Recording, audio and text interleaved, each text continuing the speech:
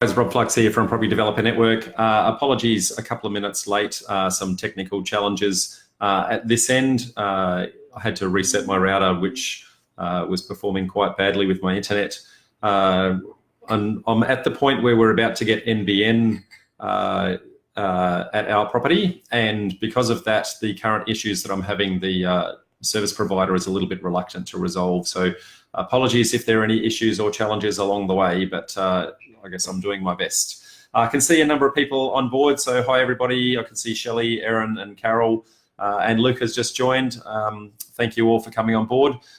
Just caught up with Luke and co yesterday whilst we were down in Sydney for our monthly event there. So thank you, Luke. Yes, great event yesterday, totally agree. It was I guess a pseudo long weekend with the Anzac Day public holiday on Thursday, so it did take I guess a number of people did take the extended weekend, so the numbers were a little bit lower than usual, but we were quite pleased in the end with the numbers that both I guess ended up going to the event and also hung around socially at the end of it. So thank you all for that.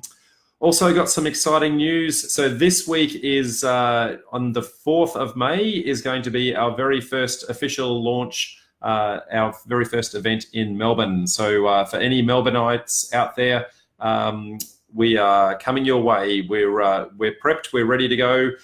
We've got about 60 odd ready to attend the event. So we're really excited at bringing what we have been doing here for nearly 7 years to yourselves.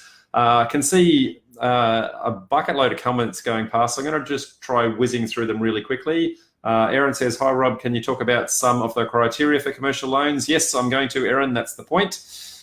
Dave says, hey, early soccer game means I can actually be part of this. Yay, good one, Dave. Always good when you can watch the replay, but good when you can actually ask questions live as well. And Luke said, great discussions during and after the Sydney event. Absolutely, it was, Luke. Was fantastic yesterday.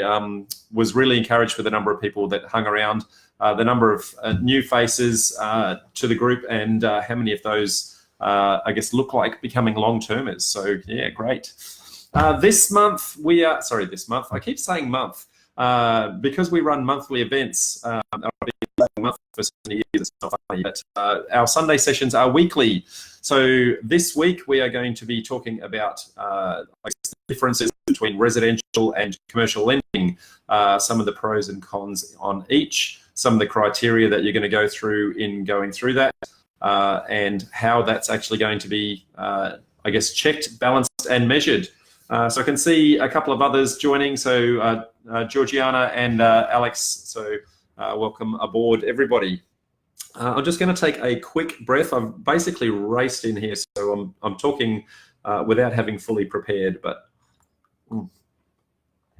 okay, thank you. So residential and commercial lending. So for any of us, I guess, who haven't really done anything in property development at all, we've probably heard the concept about commercial lending, but don't really understand what that is, and we've probably been more indoctrinated through society through residential lending type approach. So I'm going to talk to residential first, and then I'm going to then compare that to commercial along the way. Residential being what we are already familiar with, shouldn't be overly new to most people, but it certainly is something that I guess when you're starting to do development, can be a benefit depending upon your scale, and also can be a hindrance depending upon your scale. So let's take a look at, I guess, before we do any loan, whether it be residential or commercial, there's a number of things that the lender is going to be looking at us to consider in that development space. So first of all, how much are we wanting to borrow? Secondly, what is the gearing that we're wanting to put to that? And by gearing, many of us will have heard the term LVR, or loan to value ratio. That's effectively how much cash we've actually got as the deposit into the deal versus how much we're actually using to borrow. So that's the gearing. Then there's the different kinds of lenders that can actually lend. So there's bank, there's non-bank, there's mezzanine, there's private lending, etc. The interest rates themselves will vary depending upon, I guess, who the lending provider is, the amount of security that they've got, and I guess the type of loan. And then the differences between residential and commercial will then come down to whether or not you require pre-sales. So they're generally the criteria that we're going to go through today. So if we start in the residential space, generally, if we look at our typical residential, we've got our primary, I guess what they call the big four, or which are now slowly starting to become the big five, with St. George becoming bigger and bigger to the point where they're starting to blend into that big four criteria. Generally, those banks are going to be looking at what they call full doc loans. So they're going to want all of your documentation done 100% compliant, where you basically have to reveal your mother's maiden name, pay slips for X amount of years. You've got a number of years with the tax returns that you need to provide.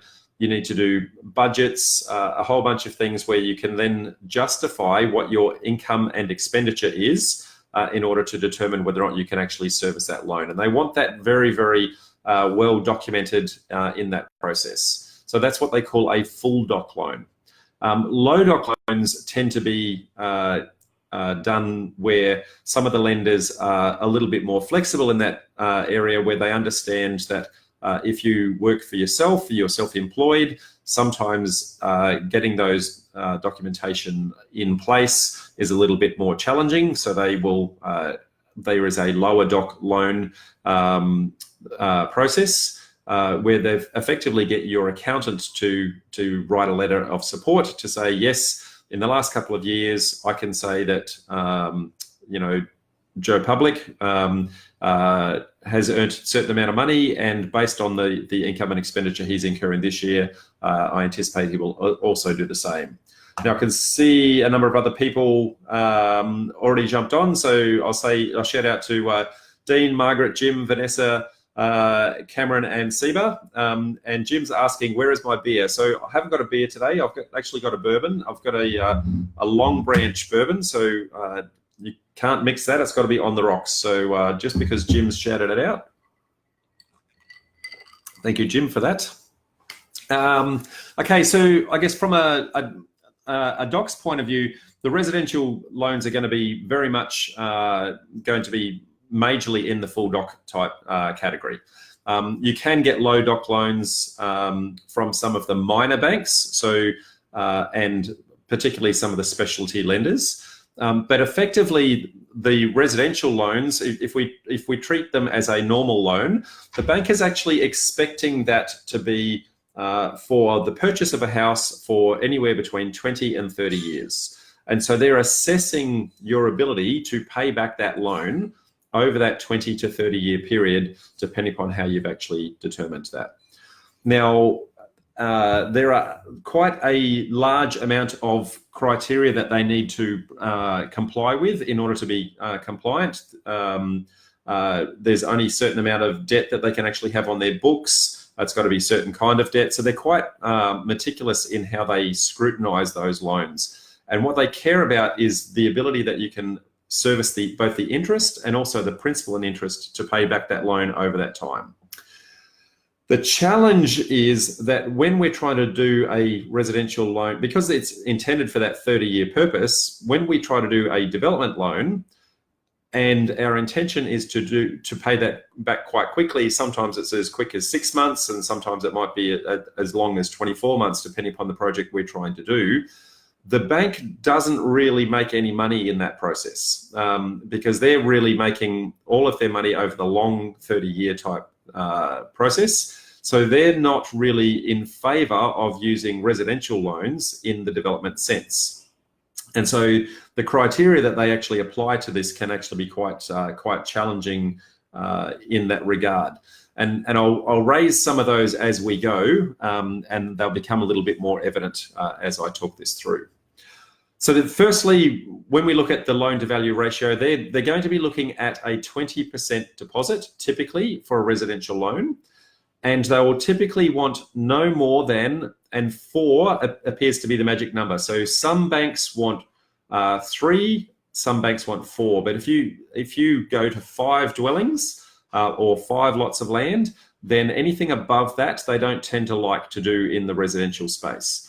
So if you're trying to do anything that's super small scale, then you may be able to get away with residential. So that's probably the first little criteria that I'd be looking at to say, well, how many dwellings or how many lots are we actually going to be creating in this process?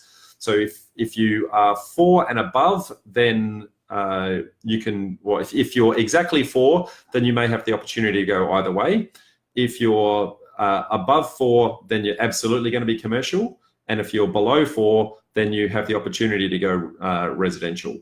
Now, I guess the advantage is in a residential space that you're likely to get a lower interest rate and you're likely to get the lower loan to value ratio. So as I said, a 20% deposit or an 80% LVR is typical in that residential space.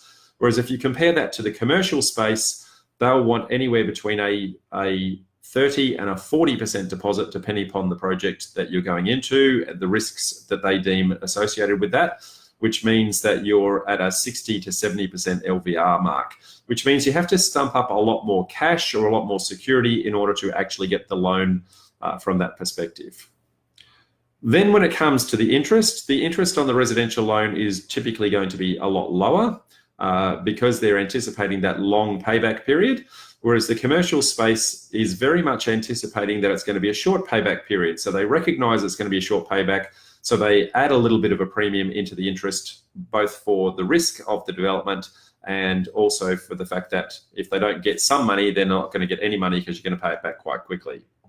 So Charlene's just asking a question, will this recording be available later? So the answer is yes, Charlene, it will. All the Facebook Lives are posted back to our page. So yes, you'll be able to see that and all of the previous lives as well. So yeah, feel free to go back at any point. Just lost my place, so I'll take an opportunity to take a sip while I'm thinking that through. So I guess the LVR, so 20% versus anywhere up to 40% deposit in that criteria. Now, that typically, from a development point of view, tends to be where a lot of us in the early days start to struggle because we haven't actually built much of a nest egg, and so coming up with that deposit or the equity component of that can actually be quite challenging. So I'm not going to deal with how we deal with that today. I guess I've touched on that on previous presentations, and I'll go into that in a lot more detail on other presentations, other than to say you are going to have to come up with that deposit in some way, shape or form. Once you've done that, I guess the application process is, as I said before, a lot more extensive on a residential loan. They're really looking at your ability to service the debt through your income and expenditure. So how much money you make, how much rent you generate, all of those sorts of things. So they're looking at you, the individual, and your ability to pay back that loan. Whereas when you look at a commercial loan, what they're looking at is more the strength of the deal itself. And so if the deal is profitable and they can see that the deal is profitable, then they're going to say, if the deal is profitable and they can see that there's an exit strategy where they can get their money back, then typically they're going to be quite happy in that regard. So that's really the primary difference between how the two of them are assessed. One is very much on a feasibility basis, whereas a residential loan, if you go in and show them a feasibility, you're likely to actually scare them and automatically trigger some alarm bells internally, where they might get their credit team to then start to deem it to be a commercial loan, even when you don't want it to be. So I guess if you are applying for a residential loan, be very careful that you don't mention the word development and that you don't mention, I guess, the word feasibility. Which means that the entities that you are doing these developments in need to be very cognizant of the fact that they don't say the word development or infer the fact that you're actually going to be doing a development. Because if you want it to be treated as residential, then you want it to be treated as residential. So don't give them any reason to think any differently about the project in any way, shape or form. So that's probably one of the little gotchas in that regard. The other side of that sort of thing is because it's able to be a residential loan and they look at your serviceability, they're going to be looking potentially at the ongoing rent that the property would generate at the end of the project, rather than you selling the property for a profit. So again, that's inferring that your intention is to develop and sell, which makes you commercial. So you need to justify rental returns on what that finished product would actually be trying to get from a rent perspective, under the pretense that you're actually going to hold the property at the end.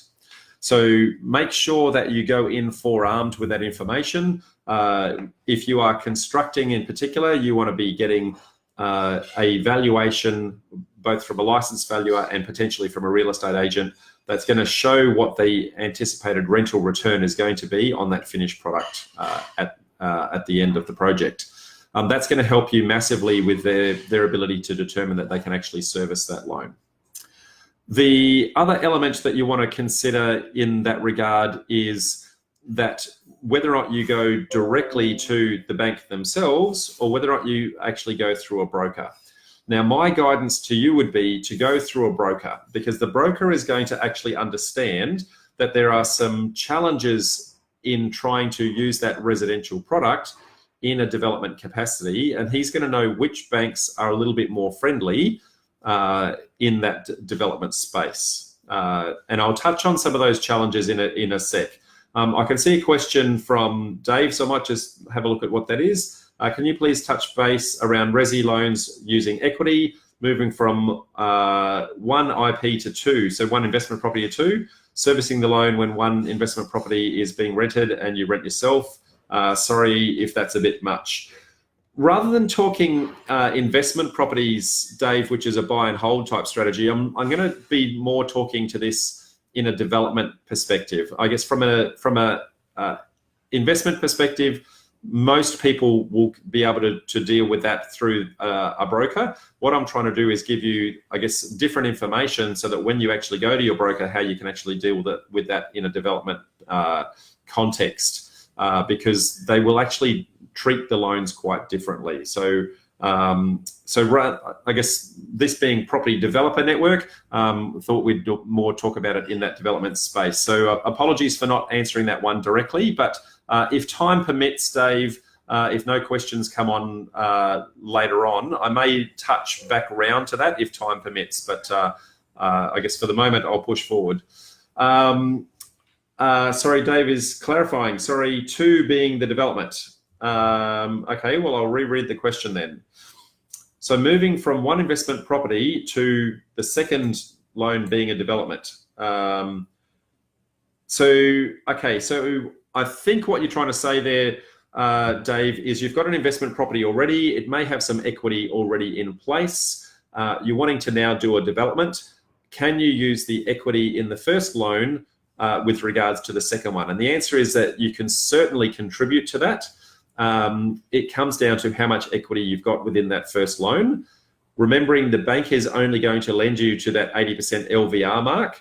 So I guess they're going to always want to leave 20% buffer in the first property. So if you have more than 20% buffer in the first property, then you can put it towards the second one being the development. So if, for example, you've paid off 50% of the valuation of the loan, then you've probably got a 30% buffer there. By the time you take the 20% that they want to keep, you've got a 30% buffer that you can then use as equity towards the second loan. So hopefully that answers the question that you were touching on. If not, I might come back around to that a little bit later because it's just kind of deviated a little bit off where I was trying to go, Dave. So apologies for that. I'll just take a quick sip. So one of the other challenges, not only are the bank anticipating that this is going to be a 30-year loan, but when you actually do a quick development and you pay the loan back very quickly, and especially if you pay it back within the first 12 months, that can actually cause a number of challenges where they will ask for what is called a clawback. So the broker that you go and get your loan through, he will actually be paid a commission for issuing that loan.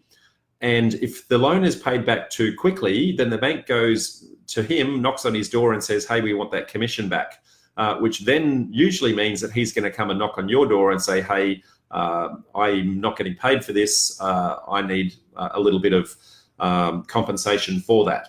So if you are upfront with your broker right at the very start, let them know the purpose of the loan, let them know the timelines of the loan. They may negotiate with you upfront what that clawback figure would be, or maybe they will do that as a fixed fee upfront, knowing that in the end they're going to have that commission clawed back if you pay that back early. So make sure that you do disclose that upfront, and it's important that you do for multiple reasons. And one of them being that when you have a loan that the bank is expecting you to have for 30 years, when the first thing you do is go in and demolish the house and you're destroying their security, they're generally not going to be very happy with what you've done.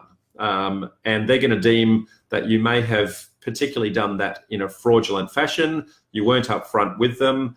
So it's important that you actually disclose that information to your broker. How much of that information he passes on is going to be very subjective to which bank he's dealing with and how much information they need to know in order to get the loan across the line. But you need to have full disclosure in order to go to the broker. You can then use that broker as that buffer between you and the bank. And because you've done full disclosure, you can put your hand on your heart and say, well, I've done the right thing. Whether or not they do the full disclosure to the bank, I guess is a little bit out of your control, but you've done everything legally within your power to make sure that that's the case. So that's the first thing, is they won't like the fact that you're wanting to demolish the house day one. The second part to that is that if you're having to get new titles created for the property in any way, shape or form, so whether you're subdividing, whether you're building some townhouses that you're going to strata title at the end, the very last step that you do in the whole process before you get the title is to get the bank's consent to release the mortgage on the old title and then relodge the mortgage on the new titles, knowing that you're creating multiple titles. Now, that's called a general consent document that you need to provide the relevant titles office that the bank has actually consented to that arrangement. If you've not disclosed up front, then you may have a bank that you're going into where that bank will not be development friendly, and they will not sign off on that general consent, which effectively then landlocks you at peak debt within your project to then say, well, I can't actually get my titles, and if I can't get my titles, I can't sell because there's nothing legally in existence.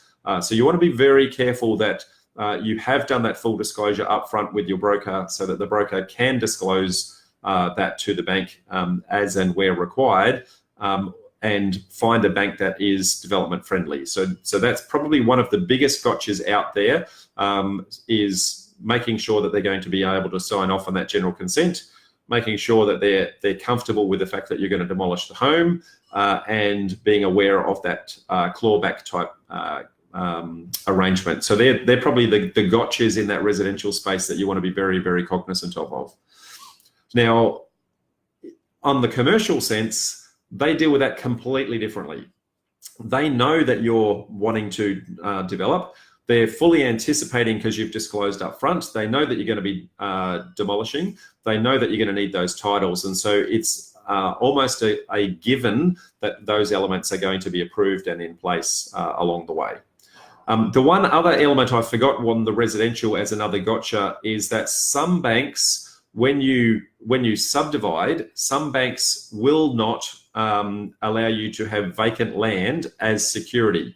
So if you have knocked down the dwelling and there is vacant land there now, the bank may say, sorry, we don't have any rental income coming from that anymore. There's no longer a habitable dwelling on the property. You need to refinance. So I'm certainly aware of people that have been caught out by that one. Again, that's really important that you make sure that is clarified right at the very start of the conversation as to the fact that you're going to be developing, and that there can and will be vacant land at some point in the process along the way. Now, I can see a couple of questions coming through along the way, so I'm just going to touch base on that. Dave says, thank you. That's all good. Charlene says, yes, we told our broker we would give him dollars when we sell. That's fantastic. I guess being upfront with that is paramount in the process. Now, if we then compare all of those elements to a commercial space, because they're now looking at the deal in itself, they're looking at what you can do with that. They know that the likelihood is going to be there's vacant land. They know that the likelihood is that you're going to be demolishing. They know that you're going to be creating new titles. They've factored all of that in their valuation. They know that you're going to be paying it back early. So the commercial space is a lot more flexible in how they actually assess the deal and how they will look to actually refinance that at the tail end. So then the deal itself, when they're analysing it from a commercial space, what they're really concerned at is, are you making enough profit? Have you got enough experience to do the deal? And have you got an exit strategy where they can guarantee they get their money back? Now, most of the time, they're going to want their money back within anywhere from 12 months to 3 years, depending upon the kind of project that you're doing. And so they're wanting to see that you've mitigated that risk in that process. Now, the typical way that they would mitigate the risk would be that you demonstrate that you have enough pre-sales in place by selling the finished product off the plan to justify that you can actually pay back the loan. So that's generally how they would do that. Now, the big banks looking in the commercial space, they'll want to see a minimum of 100% debt coverage. So if your total development cost is going to be, say, $2 million, they're going to want to see $2 million worth of sales of the finished product before they will lend you the money. Some banks want as much as 120% debt coverage. So that's something to be careful of. As you move from your primary banks down to your secondary banks, and then the secondary banks down to, I guess, your dedicated specialty lenders and mezzanine lenders, the requirement for pre-sales lowers. But as the requirement for pre-sales lowers, the interest rate actually goes up proportionally in respect to that. Effectively, they're taking a little bit of a risk on the fact that those properties are actually going to sell. And so by them taking a risk, they're sharing the risk in the deal with you. And so it's only fair and appropriate if they're sharing the risk that they also share the reward with the higher interest rate. Now, don't be overly concerned at the higher interest rates. A lot of the time you're going to see loans in the vicinity of anywhere from 8 to 12% in that commercial loan space. I guess it's a cost of doing business. The beauty of the commercial space is because they're doing it a lot more flexibly and they're assessing the deal on its merits alone, it means that you don't have to prove that you can actually pay that back. Sorry, it doesn't. Let me rephrase that. It means that you don't have to prove that you can service it with your income and expenditure to pay that back. So, which means that you can do a much larger deal and you can borrow a lot more than you would be able to in a residential space. Because if your income is quite limited from your day-to-day job or your rental income is quite low, then the size of the deal that you can do would be relatively small. But when they're looking at it from I guess a deal in and of itself, then they're less concerned about your serviceability and they can say, yes, I can see that this deal is a great deal. So we're more than happy to lend you a lot more money so you can do those much larger deals. So it is a cost of doing business. If you're not seeing a loan in the 4 to 5% mark, do not be surprised. They're going to be, as I said, anywhere from 8 to 12%, fairly typical in that commercial space. Now, one of the, I guess, assuming that you've got the loan, one of the beauties about a residential loan versus a commercial loan, residential loan, they expect you to be paying the interest and or the principal and interest every single month, which is why they care that you can actually afford to do that. Whereas on a commercial loan, what they will generally do is to say that they are going to capitalize the interest, which means that you don't pay it every month. And what they do is instead they tack the interest to the end of the deal, and let's just say you've borrowed $1 million and at a 10% interest rate. So they will tack the 10% interest being the $100,000 onto the end. And they say, when you've done all of your sales, you owe us 1.1 million at the tail end, which means that liquidity wise, you're able to, I guess, get on and do the deal and run that with cash that you've got available at hand, and you're not needing to use that cash just to service the loan as you go, which means that it's a lot easier for you to do your day-to-day business in that sense. So I guess a lot of benefits in that commercial space in going there. They will typically then lend to one of two criteria. So it's going to be either based on the total development cost and I guess the loan to value ratio that I was talking about before, or alternatively, they'll be basing it on the gross realized value, which is the anticipated revenue of what the property is going to generate as a finished sale at the end. Now, each bank will assess that slightly differently, and they'll have a slightly different assessment criteria. And some banks will actually assess you against both, and they will lend you to the lesser of those two elements. Now, when they do that on a GRV or a gross realized value assessment, they won't deem it to be individual properties. They'll deem it to be what they call an inline valuation, which means if you're doing 10 townhouses, then they will anticipate that you're going to sell all 10 townhouses to one person in one go if you're in trouble at the end of the project. So they want to make sure, well, if we have to sell this at a fire sale, what can we actually get for it? They know that you're going to get more for it when you sell them on the individual basis, but they will only lend you to the capacity of what they would sell for on the inline valuation perspective. So make sure that you're very careful that you understand that, which means you may need a lot more equity in the deal in order to make sure that you can actually afford and service that along the way.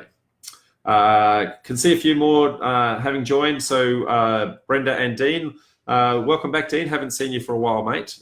We're a fair way into it, so you've missed a little bit of the presentation, but feel free to go back once we've saved and hit rewind, I guess, from that perspective. Now, when we're looking at these commercial loans, they're the primary thing they're really going to concern about, as I said, is the exit strategy. So they're going to focus on those pre-sales and what they deem to be a valid pre-sale. So a valid pre-sale is not just selling it off the plan, but it's actually selling it off the plan to a qualified person that the bank deems to be fair and appropriate to the market that you're selling to. By that, what I mean is, if you sell to a local resident, then in the local market, that's deemed to be a fair sale because they can compare all of the properties that are sitting in and around them. But if you're selling through a marketeer and they're selling interstate to people who don't know the area, who don't understand the risks associated with that, the bank is concerned that when that person does a little bit more due diligence, they may determine that they're going to pull the pin on that. So they're only going to allow a certain number of properties to be able to be sold through that that marketeering avenue, and they're going to want a number of those to be local sales typically. So you may find that you get a pre-sale away, but that pre-sale may not be deemed to be a qualifying sale, in which case you may need to get one extra in order to do that. Now that becomes a little bit more exacerbated if you actually sell overseas. So they generally don't like anything sold overseas. If they do, it's only going to be a very small percentage of the stock in the project that they will actually like to see in that regard. So you want to make sure in talking to your bank in getting the loans up front that you understand what they deem to be a qualifying pre-sale, and that you use that criteria in your marketing campaign to make sure that you're actually targeting the right kind of people to buy the product that's actually going to help you get this across the line. Now, there are, as I said, there are tiers of commercial lenders. So you've got your primary banks, then you've got your more commercial type lenders that have development lending funds, and then you've got mezzanine lenders who lend into that space as well. And what some of them will do is they'll accept a little bit more of a risk appetite in those deals and say, well, we can live with a few less pre-sales, and we'll get the sales at the tail end, because they know that if you sell off the plan, one, it takes a little longer to achieve. Two, you can't quite get the same sales price as you would as a finished product typically. Three, the sale price that you're getting is going to be based on a valuer who is going to be overly conservative in valuing the property anyway, because he's trying to crystal ball what that future valuation of the product is going to be. And also if you're selling through marketeers, then they generally want much higher commission rates. So I guess the more specialty lenders understand that you're going to be losing a lot of the profits by selling off the plan, whereas if you are able to sell the finished product at the tail end, then you can realize a lot more of the cash for that sale. So they will sometimes allow you less pre-sales in order to get that away. And they know that once you're actually breaking ground, that the ability to sell off the plan becomes a lot easier because people can see things actually moving on site. Now, whilst they're willing to do that, some of them, they will generally say, ask for a premium for the interest in order to do that. And now you're starting to push interest rates up between the 10 to 15% mark, as opposed to the 8 to 12% mark where I was talking about before. I guess they're figuring you're going to lose the money through the pre-sale process, so losing a little bit more through the selling off the plan process is not really going to impact your profitability that much, in the swings and roundabouts of the deal. So they figure they can take a little bit more reward knowing that they're sharing that risk with you. So know that is actually a possibility, and know that it will allow you to get the deal running and constructing a lot quicker. So, and whilst it gives you the ability to get higher sales price at the end, and also the ability to have to show progress on the deal, it does mean that at the tail end you're under a lot more pressure to actually sell the property, because you're now at peak debt. Whilst you're at peak debt, I guess you're at those high interest rates. So you want to make sure that the product that you're actually generating is actually priced fair and appropriately into the market. You're not trying to steal every last dollar, because if you're trying to hold on to every last dollar, you're probably going to burn it just in holding costs. So you want to be very realistic in how you actually approach that process, if that makes sense. Now I've got a couple of notes on the side. I'm just going to see if I've covered everything that I was going to. Just give me 2 seconds while I take a sip. Oh, those pre-sales offshore, the bank will typically try to limit that to anywhere between 10 and 20% of your pre-sales. So just be mindful of that along the way.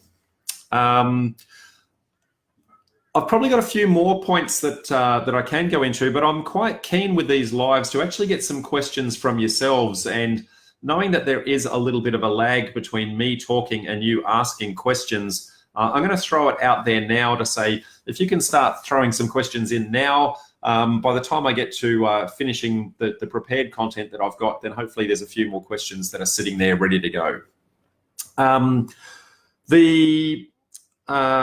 Just trying to think. So LVRs we've covered pre-sales, we've covered the difference between servicing and I guess capitalizing your interest. What else have I covered? I've covered, I guess, low doc loans. So when you're doing the commercial loans, they won't be low doc, but they will be relatively high doc, but they'll be high doc in the documentation on the project, as opposed to high doc on the documentation of you and your assets and liabilities. So be mindful of that. The entity that you're purchasing on, I have covered. Now, in a commercial sense, they don't really care about the name of the entity. They're expecting it to be a development. So if you call your project XYZ Developments Proprietary Limited, then that's usually fair and accepted. But in the residential space, you want to be very, very careful that you don't do that, as I said before. I think that's probably the main core elements that I wanted to cover. Aaron's got a question here. So how much percentage profit in the deal for commercial lenders to be comfortable, or is it just the GRV and percentage borrowed? Good question, Aaron. That's going to change depending upon every single lender. It's going to also depend on what they call an IRR, which is the internal rate of return. So a project that makes a percentage profit over a given period of time then gets calculated to say, well, what is the rate of return on an annualized basis? So that's the IRR. So they will generally try to calculate that out. Every bank has a different threshold for that. But if you're doing, let's just say, a 2-year project that's going to be doing a larger land lot subdivision, or if it's doing a unit or a townhouse type complex, a 2-year type deal, then if you're in the 15% profit on costs, some banks will look at you.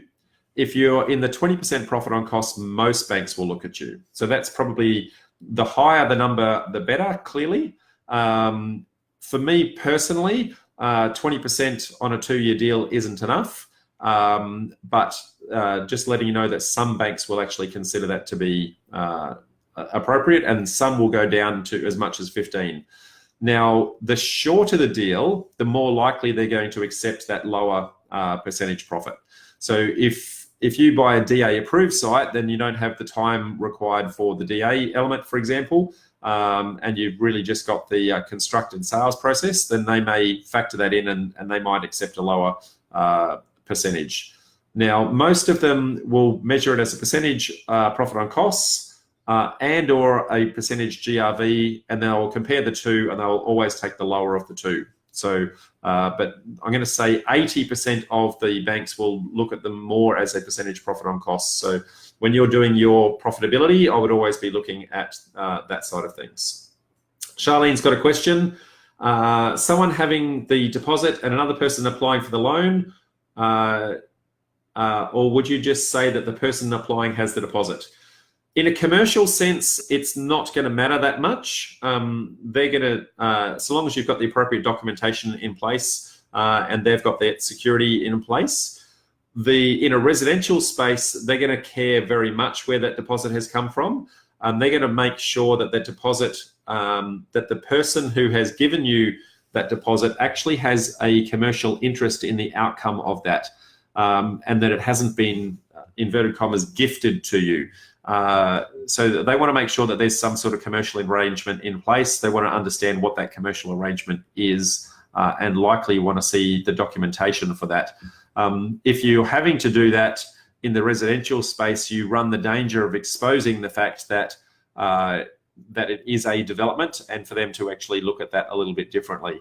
Another gotcha that I forgot to mention before in the residential space, I did say don't name your entities anything that suggests development. You want to also be careful with some of your special conditions in your contracts, especially where you're mentioning things like the words due diligence, and where you're defining what that due diligence may involve. You're effectively in paper telling the bank what you're doing already. So make sure your special conditions are appropriately worded to cater for that. Or that you've completed your due diligence before actually going into the deal. Charlene says, sorry if that's a silly question. No, I don't think that's a silly question at all, Charlene. I think that was, and hopefully I have answered that. Aaron says, thanks. And is it still best to go through a broker for commercial loans? I would highly encourage that you do go through a broker, absolutely.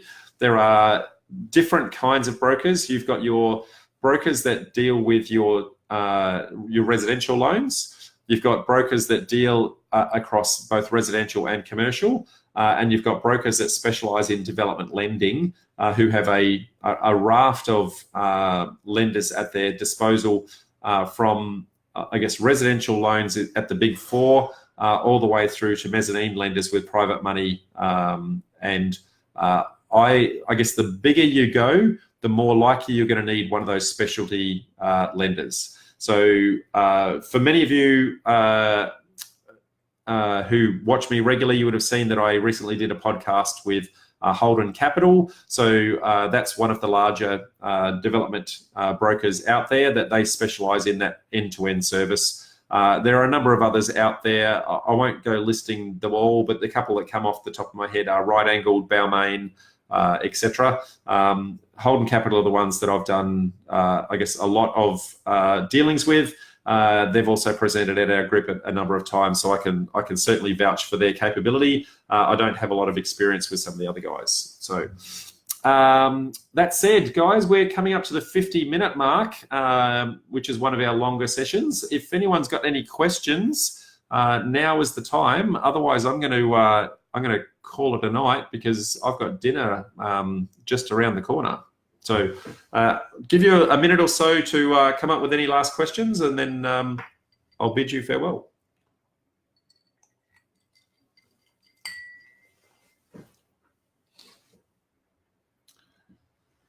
I can't see anything there, so whilst I'm waiting for that to come through, just a reminder for anyone watching in Melbourne, then we are having our inaugural Property Developer Network event there on the 4th of May. That's Saturday. It's at the Batman's Hotel on Collins Street, which is directly opposite the Southern Cross station, so nice and central for everybody. We kick off at 1 o'clock. We already have a fairly full house. We've got close to 60 odd people there already, and we're anticipating between now and next week to get a number more. So we are genuinely looking forward to showing Melbourne what we've been doing in Brisbane and Sydney for quite some time, and yeah, hoping to share the love. So you can see a couple more comments through. They're all saying thank you. Doesn't look like any questions coming through. So I'm going to say thank you very much, folks. Enjoy what is the last of your Sunday, and I'm going to go have dinner with a couple of friends and bid you farewell. Bye for now. See you next week.